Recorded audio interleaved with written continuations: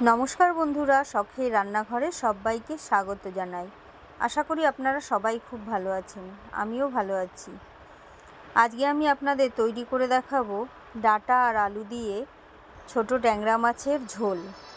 এই ট্যাংরা মাছের ঝোল তৈরি করার জন্য আমি এখানে ট্যাংরা মাছগুলোকে ভালো করে কেটে ধুয়ে পরিষ্কার করে নুন হলুদ মাখিয়ে রেখেছি।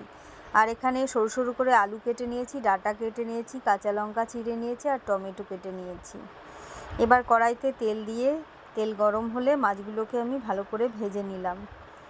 তারপরে বাকি তেলের মধ্যে আমি কালো জিরে ফোড়ন দিয়ে দিলাম আর একটা শুকনো লঙ্কা ছিঁড়ে ফোড়ন দিয়ে দিলাম। ফোড়নটাকে একটু ভালো করে ভেজে নেব। তারপর এর মধ্যে কেটে রাখা আলুগুলো দিয়ে দিলাম, দিয়ে আলুগুলোকে আমি একটু ভালো করে ভেজে নেব। আলুগুলো ভেজে এর মধ্যে টমেটো, কাঁচা লঙ্কা আর লবণ দিয়ে দিলাম, দিয়ে আবারও ভালো করে আলু ভেজে নেব।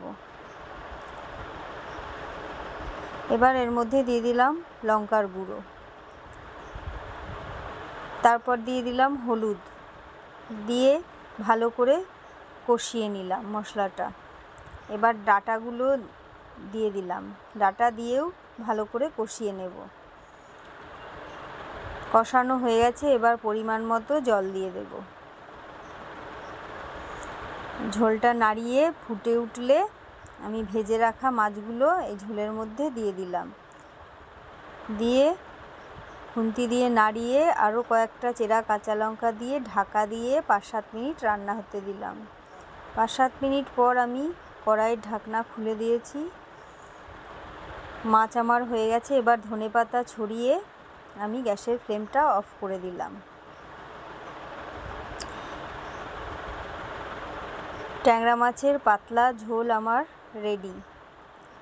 এটা গরম গরম ভাতের সাথে খেতে দারুণ লাগে।